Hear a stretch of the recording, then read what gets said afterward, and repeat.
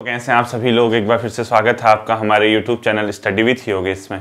तो कल मैंने आप लोगों को पर्वतों के जो प्रकार हैं वो बताया था, और उसमें खासकर एक ऐसा क्वेश्चन ध्यान रखना जो आपसे एग्जाम में ये पूछे, इनमें से कौन सा पर्वत वलित है, कौन सा ब्लॉक है, कौन सा नवीन या मोड़दार मतलब जो भी है, या एक तीसरा बताया था मैंने आपको अवशिष्ट पर्वत। ठीक है, यानी इन तीनों की आप कैटेगराइज जो कैटेगरी है वो चेक कर लेना, और वहीं से आपका क्वेश्चन आने की संभावना रहती है।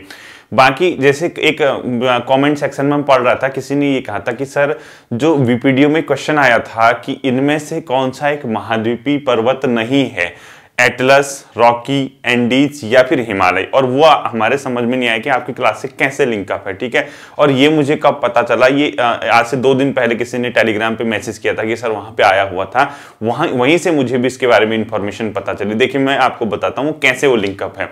जब आपने रॉकी पर्वत पढ़ा उसमें 2 चीजों की टक्कर होती थी, एक महासागर की, दूसरा महाद्वीप की। ध्यान से रिकॉल कीजिए अपनी क्लासेस को। दूसरा, जब आपने हिमालय पढ़ा दोनों ही जगह से महाद्वीपों की टक्कर होती थी, और जब तीसरा आपने एंडीज पढ़ा तब भी प्रशांत महासागर यानी महासागर और महाद्वीप की टक्कर हुई। तो तीनों में कहीं ना कहीं महाद्वीपों की टक्कर हुई, जबकि एटलस में आपने ऐसा कुछ नहीं पढ़ा, तो उसके पीछे यही तर्क है। ठीक है, ध्यान से सुनना। अब आज की क्लास 2 चीजें हैं, एक सुनामी क्या होती है ये हम लोग कंप्लीट करेंगे, दूसरा सुनामी के अलावा जो पर्वत होते हैं, जैसे ज्योग्राफिकल मैंने टाइम अभी आपको बताया नहीं है, उसको मैं हिंट दूंगा। अभी आप सिर्फ ये समझना, जैसे आजकल क्या कहते हैं आप लोग, महीना, साल, दशक, शताब्दी, यही शब्द ना, यही तो सब तो बोलते हैं, सेंचुरी वगैरह, ये सब डिकेड वगैरह, यही सब तो बोलते हैं। ज्योग्राफी में ऐसा नहीं होता। ज्योग्राफी में जो टर्मिनोलॉजी होती है वो बहुत हजारों करोड़ों वर्ष पुरानी होती है, 25 करोड़, 100 करोड़, 40 करोड़।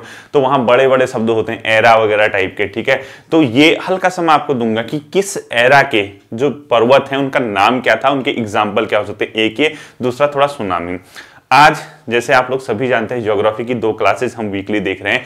कल से इकोनॉमी, अर्थशास्त्र, एक गहन अध्ययन यानी डीप स्टडी, यानी हम अब कोई चीजें लाइट में नहीं पढ़ने वाले, हम पढ़ेंगे या आर या पार। ज्ञान बर्बाद नहीं जाएगा। कल के दिन अपना कोचिंग संस्थान खोल के बच्चों को पढ़ाने लायक आपको मैं कैपेबल बना दूंगा। आपकी जॉब लगनी तय है, नहीं लगी भगवान न करे कभी ऐसा हो, ये रियलिटी भी है, एक बार में सबकी नहीं लग पाती है। भले ही टाइम लेगा, थोड़ा समय लेगा, लेकिन ज्ञान ऐसा बनाएंगे दूसरों को शिक्षित करके अपना परिवार पाल सकते हैं, अपना पेट पाल सकते हैं। इस कैपेबल मैं आपको बनाने की कोशिश करूंगा, इस लायक आपको बनाने की कोशिश करूंगा। आपको उम्मीद भी करनी होगी कि हाँ, ज्ञान हमारा कभी भी बर्बाद नहीं जाएगा। ठीक है, तो 2 क्लासेस कल से अर्थशास्त्र यानी अर्थव्यवस्था यानी भारतीय अर्थव्यवस्था, एक गहन अध्ययन करके नया फोल्डर बनेगा।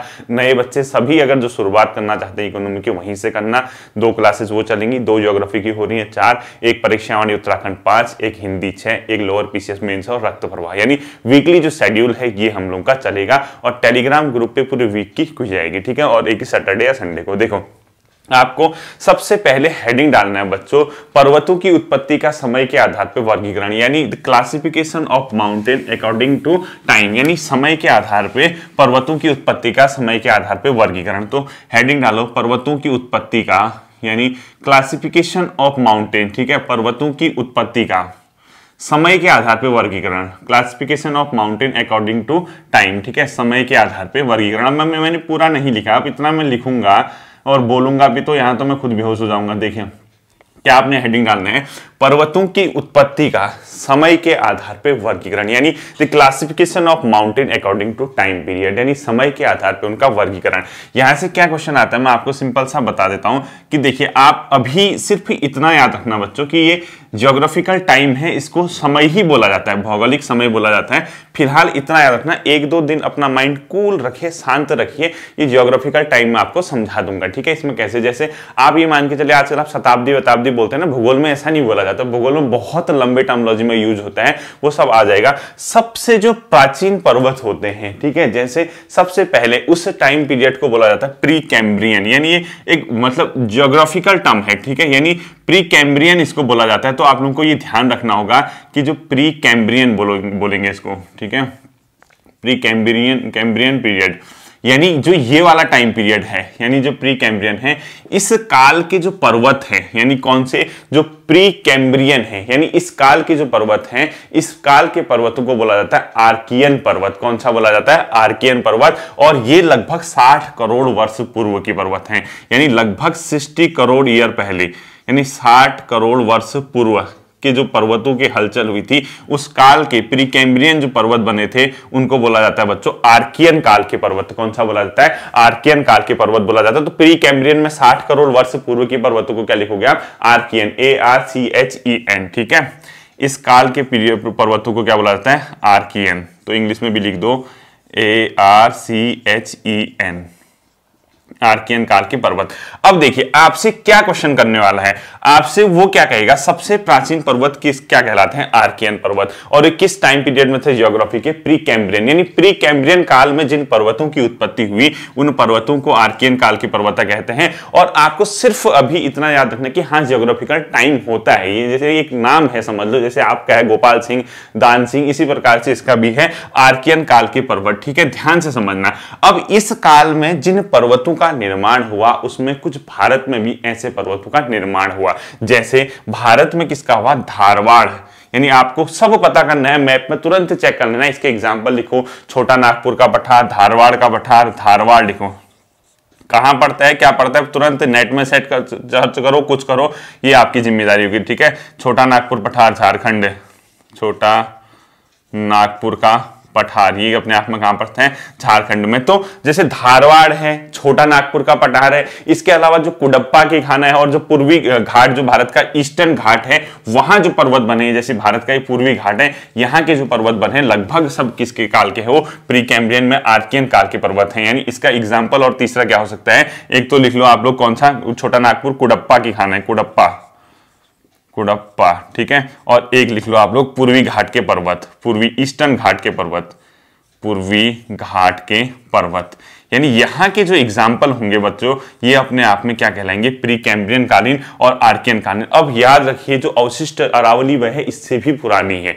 यानी अरावली कितनी पुरानी श्रेणी होगी खुद सोचो, जो इससे भी पुरानी है, यानी 60 करोड़ वर्ष से भी पूर्व के वो टाइप की है। तो अगर आपसे क्वेश्चन पूछता है कि जो सबसे प्राचीन भारत में पर्वत हैं वो कौन से हैं, बेसिकली आर्कियन है। यानी आर्कियन पर्वतों में कौन कौन से एग्जाम्पल आ सकते हैं, कौन कौन से पठार आ सकते हैं, ये आ सकते हैं। और जो आर्कियन कालीन पर्वत है वो किस में आते हैं, किस में रखते हैं ज्योग्राफी में? उसको प्री कैम्ब्रियन काल में। ठीक है, इसके बाद थोड़ा सा आगे आओगे तो उसको बोला जाएगा पैलियोजोइक काल। ठीक है, क्या बोला जाएगा? Palaeozoic, Palaeozoic. ठीक है, जो पैलियोजोइक काल के पर्वत हैं, जैसे आपको यहाँ प्री कैम्ब्रियन था, उसका नेक्स्ट आप कहाँ आए?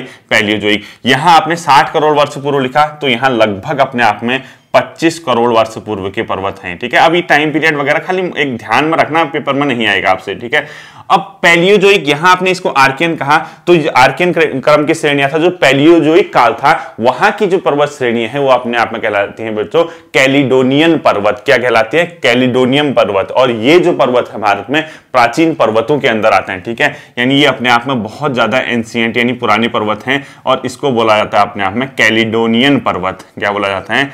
कैलिडोनियन पर्वत। अब आपसे क्वेश्चन क्या पूछेगा? पहले पूछेगा सबसे इनमें से कौन सी पुरानी है। सबसे पुरानी आर्कियन कालीन है, फिर अपने आप में कैलिडोनियन पर्वत है। ठीक है, प्राचीन और उससे भी पहले की ये है, और ये जो 25 करोड़ वर्ष में पैलियोजोइक काल में इसको रखा गया है। अब आपको ये अगर नहीं भी रखोगे तो आपको ये पता होना चाहिए कि आर्कियन कालीन कौन सी है, कैलिडोनियन कालीन कौन सी। ये तो खाली ज्योग्राफिकल टाइम है। ठीक है, ये अपने आप में टाइम है। पैलियोजोइक के टाइम में कैलिडोनियन पर्वत अपने आप में बने थे, और इसमें जैसे भारत के अलावा यूरोप में जैसे यूरोप का जुरा पर्वत है, या इसके अलावा अपने आप में स्कैंडिनेवियन पर्वत मैंने आपको कल बताए थे, या इसके अलावा अपलेशियन पर्वतमाला बताई थी मैंने आपको, या आपका सहारा पर्वत स्थल जो सहारा मरुस्थल है उसके आसपास के जो इलाके हैं वो सब के सब इसमें आते हैं। ठीक है, तो इसका एग्जांपल आप लोग लिख लीजिए, यूरोप का जुरा पर्वत, यूरोप का जुरा पर्वत, कॉमा स्कैंडिनेवियन पर्वत,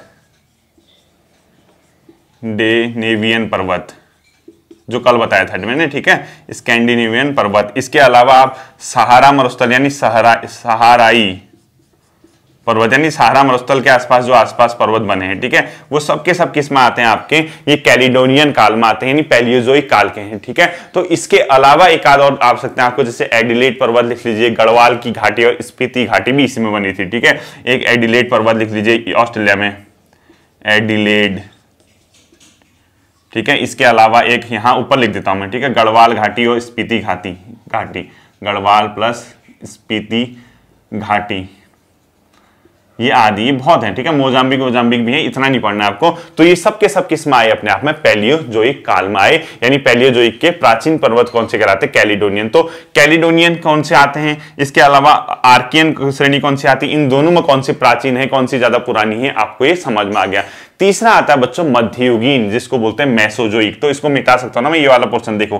थर्ड आता है आपका मेसोजोइक, क्या लिखोगे, मेसोजोइक। इसके बाद ठीक है मेसोजोइक, अभी भी हिमालय वगैरह नहीं बने थे। जो मेसोजोइक है इसके ब्रैकेट में मध्ययुगीन लिख लीजिए, यानी मध्ययुगीन का मतलब जो मेडवल है, ठीक है, मध्ययुगीन जिसको लिख सकते हैं आप। और जो मेसोजोइक कालीन पर्वत श्रेणियां हैं, यानी इस मेसोजोइक को जो बोला जाता है अपने आप में, जैसे आपने इसको क्या बोला, आर्कियन क्रम की श्रेणी, इसको आपको क्या बोला, कैलिडोनियन क्रम की श्रेणी। और जो मध्ययुगीन है उसको बोला जाता है हर्सियन क्रम की श्रेणी। क्या बोला जाता है, हर्सियन क्रम की श्रेणी, ठीक है। और ये ध्यान रखना, हर्सियन क्रम की श्रेणियां, यानी हर्सियन जो काल है, यानी सबसे पुराना कौन सा हो गया, फिर आर्कियन, फिर कैलिडोनियन, तीसरे में अपने आप में हर्सियन क्रम। यानी हर्सियन क्रम को इंग्लिश में भी हर्सियन ही बोला जाता है, HERCYNIAN। हर्सिनियन लिख दो, हर्सिनियन होगा, ठीक है, हर्सिनियन ही हर्सिनियन क्रम लिख दो इसको, हर्सिनियन। यानी ये अपने आप में कौन सा हो गया, हर्सिनियन, यानी अपने आप में सबसे प्राचीन आर्कियन, उसके बाद कैलिडोनियन, उसके बाद तीसरे नंबर में कौन सा आता है अपने आप में, हर्सियन कालीन पर्वत श्रेणियां आती हैं, जिसमें HERCYNIAN लिख देना स्पेलिंग। अब इसके अंदर भी कई एग्जांपल आते हैं, जैसे वासजेस पर्वत है, मैंने आपको कल बताया था, ब्लैक फॉरेस्ट है, वो इसी के अंदर आता है। इसके अलावा यूरोप में अलग अलग श्रेणियां हैं, जैसे मेसेटा का पर्वत है, पेनाइन का है, हार्ज है, तो इसको लिख लीजिए, इसके एग्जाम्पल हार्ज लिख लीजिए, पेनाइन लिख लीजिए, पेनाइन, ठीक है। ब्लैक फॉरेस्ट, ब्लैक जो आपने नाम सुने वही इंपोर्टेंट होते हैं, ठीक है, ब्लैक फॉरेस्ट इंपोर्टेंट होगा। वासजेस लिख लीजिए, वासजेस, ठीक है। ये आदि, ये जो पर्वत है जैसे hertz, benign, black forest, Vosges, ये ज्यादा इंपॉर्टेंट है, वो इस कालीन है अपने आप में, कौन सी, हर्सिनियन कालीन। और इसके बाद जो लास्ट आता है बच्चों, वो आता है सेनोजोइक, जिसको नवीन मोड़दार पर्वत कहते हैं, जो वर्तमान में है। तो सबसे नया आप मैं इधर लिख सकता हूं, ठीक है, मेसोजोइक के बाद इधर लिख दिया मैंने, दोबारा सुनना, ये लास्ट वाला है सेनोजोइक। सेनोजोइक ये जो है अपने आप में, जैसे मेसोजोइक है, ये 5 करोड़ वर्ष पूर्व है, ठीक है, 5 करोड़, आज से 5 करोड़ वर्ष पूर्व। और उसके बाद 5 करोड़ से आगे को जो अपने आप में चलता है, वो चलता है अपने आप में सबके सब कौन सा, सेन्योजोइक काल। और ये जो सेन्योजोइक है, मतलब ये सेन्योजोइक काल का जो टाइम पीरियड है, एक काम करना, सेन्योजोइक को लिखना आप 5 करोड़ वर्ष पूर्व, इसको लिखना, ठीक है, 5 करोड़ वर्ष पूर्व। सेन्योजोइक को लिखना 5 करोड़ वर्ष पूर्व। जो आपने 25 करोड़ वर्ष पूर्व पैलियोजोइक को लिखा ना सेकंड वाला, उसको 40 करोड़ वर्ष पूर्व करना, 40 करोड़ वर्ष पूर्व। और जो मेसोजोइक आपने लिखा हुआ है, इसको करना आप लोग 25 करोड़ वर्ष, ठीक है, इसको इस प्रकार से। यानी सबसे पहले प्री कैम्ब्रियन लिखा होगा आपने 60 करोड़ वर्ष, उसके बाद आपने पैलियोजोइक लिखा होगा 40 करोड़ वर्ष पूर्व, उसके बाद मेसोजोइक लिखा होगा 25 करोड़ वर्ष पूर्व, और जो नवीन मोड़दार है सेन्योजोइक, वो बनागा आपका 5 करोड़, ये लिखना, ठीक है, इसका 5 करोड़ लिखना। इसको बोला जाता है बच्चों नवीन मोड़दार पर्वत, यानी जो अभी वर्तमान में पर्वत अभी भी निर्माणकारी अवस्था में है, यानी जो न्यू है, जो फोल्डिंग माउंटेन है, वो इसी के अंदर आते हैं। यानी सेन्योजोइक में जो पर्वत आएंगे वो आएंगे आपके नवीन मोड़दार पर्वत। और नवीन मोड़दार पर्वत आने का ये मतलब है, इस काल के जो पर्वत हैं वो अल्पाइन पर्वत के एग्जाम्पल हैं। ये मोस्ट इंपोर्टेंट कर देना इसको, ये अल्पाइन कालीन बोलते हैं इसको, ठीक है, अल्पाइन पर्वत बोला जाता है। जैसे इनको कैलिडोनियन बोला, इनको हर्सिनियन बोला, इनको आप लोग अल्पाइन। तो अल्पाइन के एग्जाम्पल सब के सब देखो, हिमालय, जितने भी मोड़दार पर्वत बताए थे मैंने आपको, ठीक है, रॉकी, ठीक, इसके अलावा मैंने आपको एंडीज बताया था, नहीं बताया था, एटलस, ये सब के सब किसके एग्जाम्पल आ जाएंगे आपके, अल्पाइन की। यानी अपने आप में आपको ध्यान रखना है, एटलस मतलब, इसके अलावा हिमालय, रॉकी पर्वत, एंडीज पर्वत, साथ ही साथ एक आध और लिख लीजिए, अल्पस पर्वत लिख लीजिए, ये भी इसी के अंदर आता है,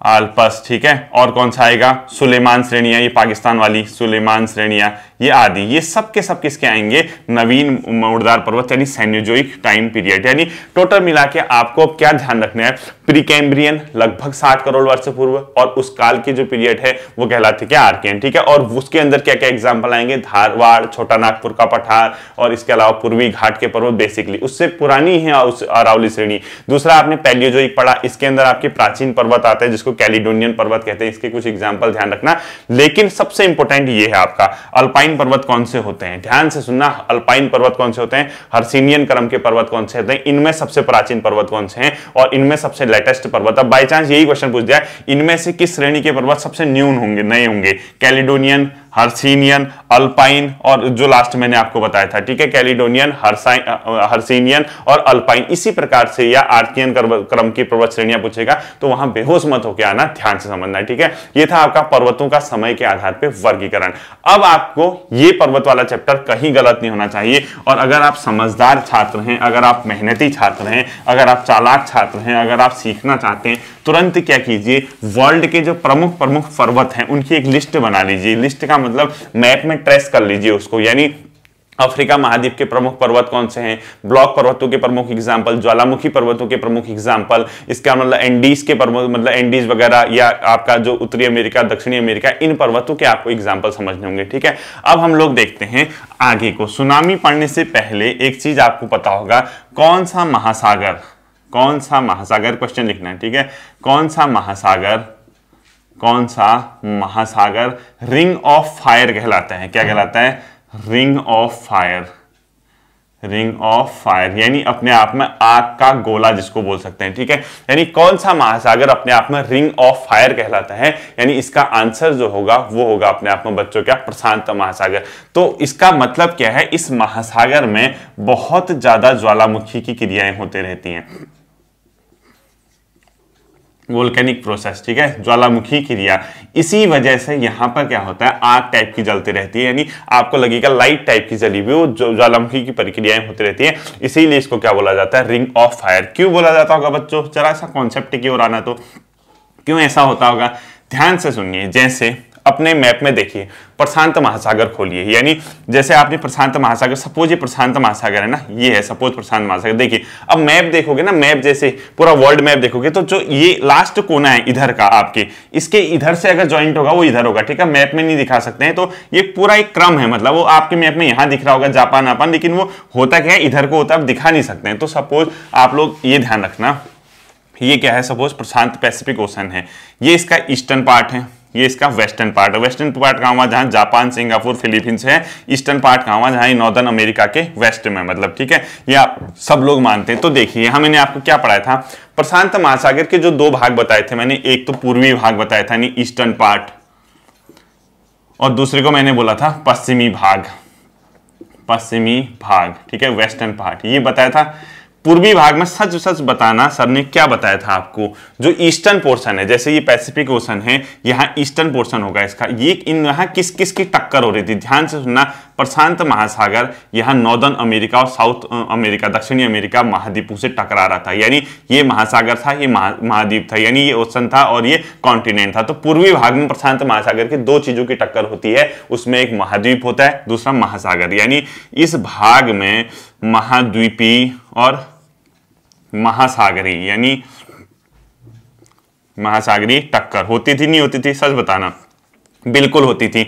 और पश्चिमी भाग, वेस्टर्न पोर्शन में क्या हो रहा था बताओ, यहां से मैंने क्या कहा था, ये जहां जापान वगैरह सिंगापुर है, यहाँ इसका पश्चिमी भाग था, यानी यहाँ महासागर था, और यहाँ जो आपका मैंने एक प्लेट बताई थी, जिस प्लेट का नाम मैंने आपको क्या कहा था, यूरेशियन प्लेट कहा था। यूरेशियन प्लेट का ये वाला पोर्शन महासागर था, क्योंकि तो दोनों ओर से महासागर आपने में टकरा रहे थे। तो यहाँ किसकी टक्कर हो रही थी, महासागर और महासागर की टक्कर हो रही थी।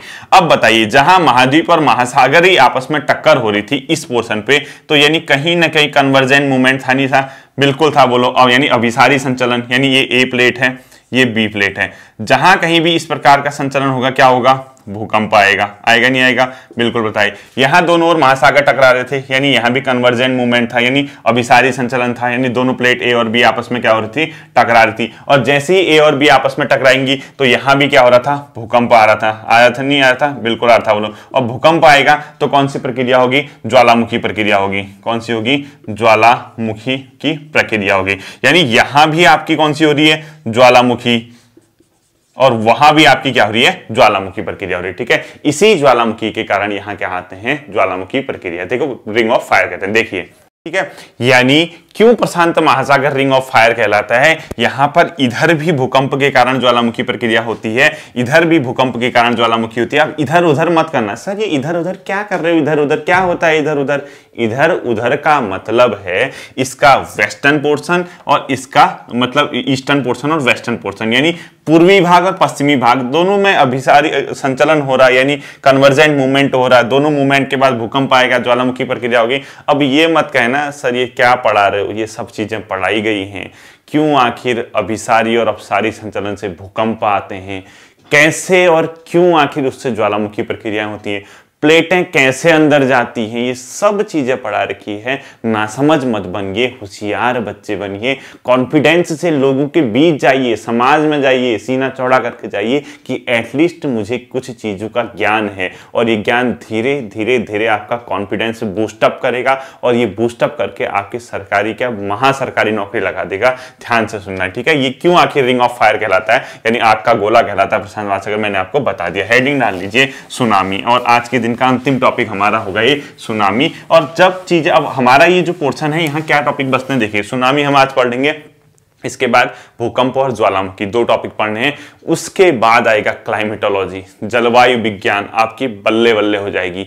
बारिश किस दिन होगी, कब होगी, सब मैं आपको बता दूंगा। पता चल जाएगा आपको कि कहाँ पहाड़ों में बरसात होती है और आपकी जो प्लेन्स में ठंडी हवाएं चलती हैं। सब कॉन्सेप्ट आपके मुट्ठी में होंगे, ठीक है। यानी सुनामी लिख लीजिए। देखिए अगला हमारा क्या है बच्चों, सुनामी। 2 चीजें हैं इसमें, यानी एक तो इसका अर्थ पता होना चाहिए आपको, इसकी मीनिंग क्या होती है, दूसरा इसके आने के कारण क्या होते हैं। यानी सुनामी आने का कारण, सुनामी आने के कारण, यानी आखिर क्या कॉज होता है इस सुनामी के पीछे। ध्यान से सुनना, इस ये अर्थ जो है जापानी शब्द है, आप सभी जानते होंगे बचपन से कि ये जापानी शब्द है।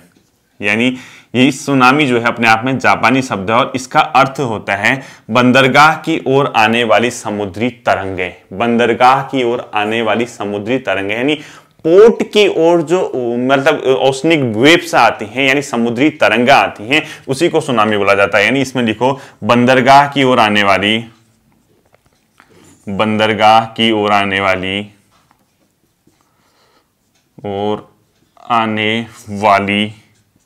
समुद्री तरंगें, बंदरगाह की ओर आने वाली समुद्री तरंगें। अब आप कहोगे क्या सर हर तरंग जो मतलब इसके किसकी ओर आई, बंदरगाह की ओर आई समुद्र से, क्या वो हर तरंग सुनामी होगी? ऐसा नहीं है। हर वो तरंग जो बंदरगाह की ओर आई वो सुनामी नहीं कहलाएगी। ध्यान से सुनना, लेकिन उस तरंग की उत्पत्ति का कारण होना चाहिए भूकंप। तो इसमें पता होना चाहिए आपको, जो तरंग आई है इसकी उत्पत्ति का कारण होना चाहिए भूकंप, ठीक है। तो इसमें लिखो कारण क्या होना चाहिए, भूकंप। यानी हर ऐसी तरंग जो भूकंप के कारण उत्पन्न हुई। अब अर्थक्वेक होगा तो खुद ही सोचो, अगर पूरे कंपन होगी समुद्र तल पे इस प्रकार से, तो समुद्र का पानी वेव बन के जाएगा नहीं जाएगा, उसमें तो पूरी की पूरी एनर्जी है, तो वही अपने आप में सुनामी कहलाता है। यानी एक प्रकार से बंदरगाह की ओर आने वाली तरंग है, समुद्री तरंग है, जिसका कारण भूकंप हो, बिना भूकंप के वो सुनामी नहीं कहलाएगी, ठीक है। तो अब मेन चीज है, अगर आपसे कभी क्वेश्चन पेपर में आता है सुनामी आने का मुख्य कारण क्या है, भूकंप है। ध्यान से सुनना,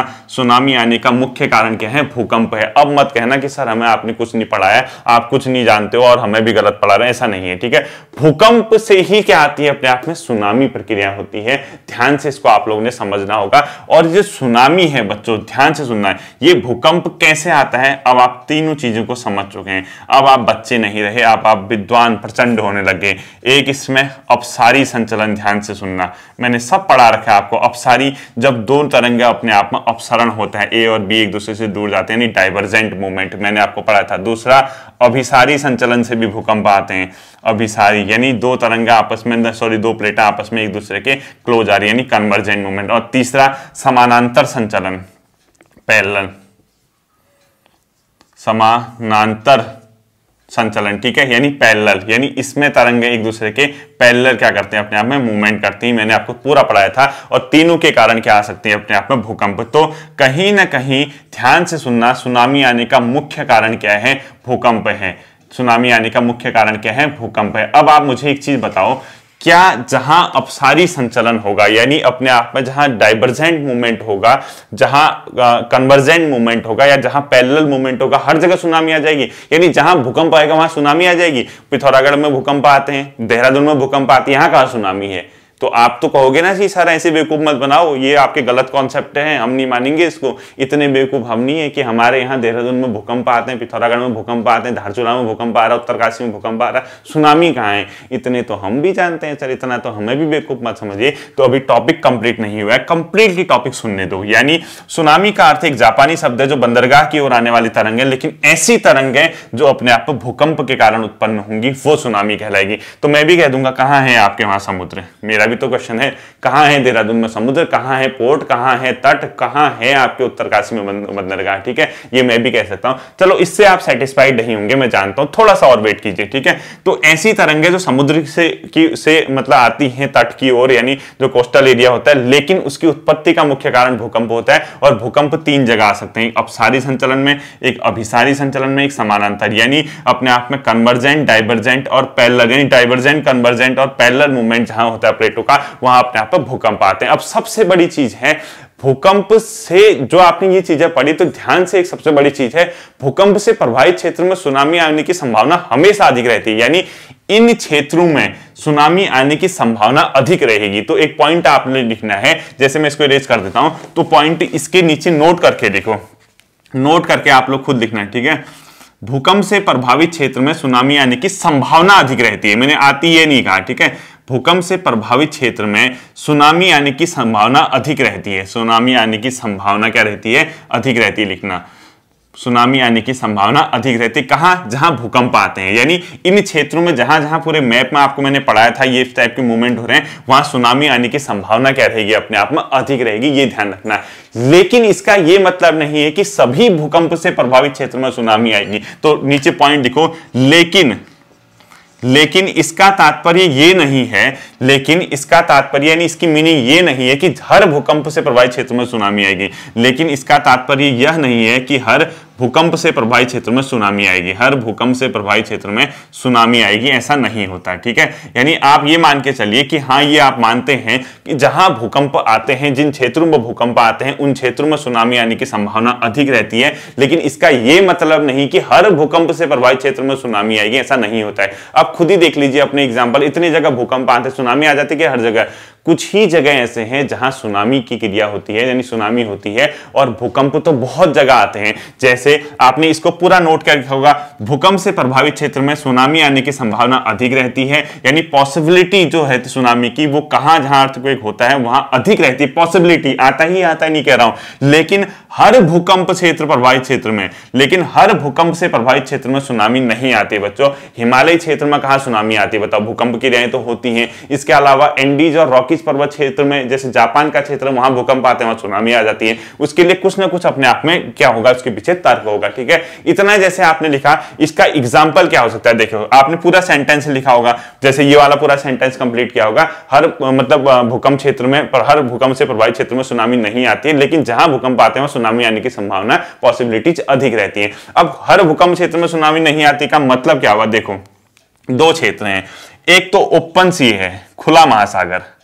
यानी ओपन सी। ठीक है, जहां खुला महासागर यानी बीच में, जहां कुछ नहीं है, जैसे आप प्रशांत महासागर के बीचों बीच आपने चेक किया, जहां कोई तट वगैरह नहीं, कोई द्वीप वगैरह नहीं, जहां खुला महासागर है। खुले महासागर में ऐसा भाग जहां पर अपने आप में डाइवर्जेंट मूवमेंट होता है, यानी अपसारी संचलन होता है, यानी जहां पर डाइवर्जेंट मूवमेंट, ए प्लेट इधर गई और बी प्लेट इधर को गई, यानी खुले महासागर में जहां पर डाइवर्जेंट मूवमेंट होता है, यानी अपने आप में अपसारी संचलन हो रहा था, वहां पर प्लेटें एक दूसरे से दूर तो गई, दूर जाने के वहां भी भूकंप आते हैं। लेकिन महासागर खुला है, वो तरंग जाएगी भी तो किससे टकराएगी? बंदरगाह ही नहीं है, वहां कहां सुनामी आएगी बताओ? ओपन सी है, खुला महासागर है, तट ही नहीं है। और यहां परिभाषा में क्या लिखा था कि बंदरगाह यानी अपने आप में पोर्ट की ओर आने वाली जो ओशनिक वेव्स हैं, यानी समुद्री तरंग हैं, अपने आप में भूकंप, ये क्या कहलाते हैं? सुनामी। अब खुला महासागर है, प्लेटें एक दूसरे से दूर गई, दूर जाने के बाद उसमें फ्रैक्शन, क्रैक वगैरह जो भी पड़ा, तो उससे अपने आप में भूकंप आया। लेकिन भूकंप आया, जो वहां के समुद्र की तरंग होती है वो अपने आप में वेव के रूप में इधर उधर गई। लेकिन कहां से सुनामी आएगी? जब वहां पर कोई भी तट नहीं है, एक कारण। दूसरा, ऐसा क्षेत्र जहां मोड़दार पर्वत बनते हैं, यानी अभिसारी संचलन, यानी मोड़दार पर्वतीय क्षेत्र में लिखो, सेकंड पॉइंट, मोड़दार पर्वतीय क्षेत्र में, ठीक है, पूरा लिखना, मोड़दार पर्वतीय क्षेत्र में जहां अभिसारी संचलन होता है, यानी ए प्लेट और बी प्लेट दोनों एक दूसरे की क्या आई, पास आई। मोड़दार पर्वत तो बने, अब मोड़दार पर्वत बन गए, वहां कहां से सुनामी आएगी बताओ? उस क्षेत्र में ना समुद्र होगा ना कुछ होगा, यानी इस प्रकार से दो जगह। अब ऐसा नहीं है कि वो मोड़दार पर्वतीय क्षेत्र में कभी नहीं आएगी, जैसे हिमालय वगैरह का इलाका है वहां नहीं आती, ठीक है, क्योंकि उसके लिए आप लोग खुद ही जानते हैं समुद्र का होना भी बहुत जरूरी है, समुद्री तरंग तभी आएगी। तो मोड़दार पर्वतीय क्षेत्र में भूकंप आते हैं, सुनामी नहीं आती, क्योंकि यहाँ समुद्र नहीं है कई जगह, और यहाँ खुला महासागर है, दोनों प्लेटें एक दूसरे से दूर जा रही है, कोई तट वगैरह ही नहीं है, तो कहां से सुनामी आएगी, ठीक है। तो ये पॉइंट हो गया। तो इसका मतलब वो सुनामी आती कहां है, तो आपने पूरा नोट किया होगा, तो जैसे आप लोग समझिए इसको, ठीक है। तो आखिर वो सुनामी आती कहां है, मेन चीज ये है, इसको आपने नोट कर लिया। देखिए ये सुनामी आती है बच्चों बेसिकली प्रशांत महासागरीय क्षेत्र में, यानी कहां पर, जहां पर तट वगैरह होते हैं वहां ये सुनामी देखने को मिलेगी। तो आपने क्या लिखना है, प्रशांत महासागर के पश्चिम भाग में, यानी western portion of the Pacific Ocean, प्रशांत महासागर के पश्चिमी भाग में। पश्चिमी भाग मतलब जैसे मैंने आपको फिर बता रहा हूं, ईस्ट वेस्ट का ध्यान रखना, जैसे प्रशांत महासागर ईस्ट है, वेस्ट, वेस्ट मतलब जहां जापान सिंगापुर वगैरह के इलाके हैं, ठीक है, फिलीपींस वगैरह। प्रशांत महासागर के पश्चिमी भाग में, यानी वेस्टर्न पोर्शन जो पैसिफिक ओशन का, यहां पर क्या होता है, दो महासागरीय प्लेटें टकराती हैं, ध्यान से सुनना, दो महासागरीय प्लेट क्या होती है, इसमें टक्कर होती है। कौन कौन सी होती थी, याद कीजिए, एक कौन सी होती थी, पैसिफिक वाली, पी वाली, और एक यूराल मतलब ये यूरेशियन वाली, यूरेशियन का जो ईस्टर्न पोर्शन है। तो दो महासागरों का टक्कर होता था, मैंने आपको बहुत अच्छे से पढ़ाया, ऐसे टकराती थी। ध्यान से सुनना, ये मत कहना कि एक प्रशांत महासागरीय प्लेट है, एक यूरेशियन प्लेट है, ये दोनों अपने आप में क्या होती है, टक्कर होती है। टक्कर होगी तो आप खुद जानते हैं, अब बताने की जरूरत नहीं है, भूकंप की क्रिया होती थी नहीं होती थी, भूकंप की क्रिया आप खुद जानते हैं, भूकंप की क्रिया होती थी यहाँ पे, बिल्कुल होती थी, बोलो। और भूकंप की क्रिया के बाद आप लोग जानते हैं कि यहाँ पर ज्वालामुखी वोल्केनिक प्रोसेस होती थी, ज्वालामुखी क्रिया से क्या बने, यहाँ पर द्वीप का निर्माण हुआ, द्वीपों का निर्माण।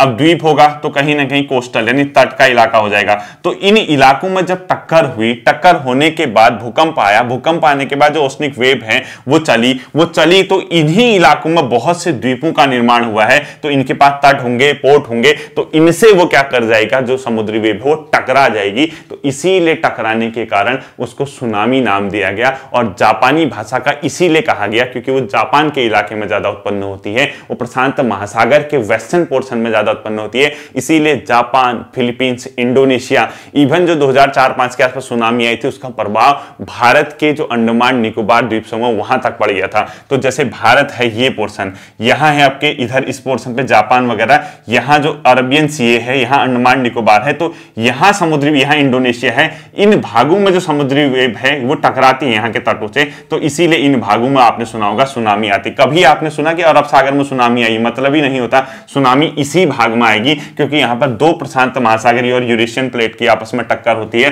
टक्कर होने के बाद उनको, क्योंकि यहां पे भूकंप के कारण ज्वालामुखी पर्वतों का निर्माण हो, ज्वालामुखी द्वीपों का निर्माण हुआ। जैसे इन द्वीपों में कौन कौन से हो सकते हैं, जैसे जापान और फिलीपींस, खुद देखना अपने मैप में, जापान और फिलीपींस का है आदि, ठीक है। इन द्वीपों के पास तट हैं, बंदरगाह हैं, इन द्वीपों से ही ये ज्वालामुखी के आसपास क्या होती हैं, ये जो वेव्स होते हैं वो टकराती हैं, और उसी को आप लोगों ने क्या नाम दिया, सुनामी। तो ये है सुनामी की टोटल प्रोसेस।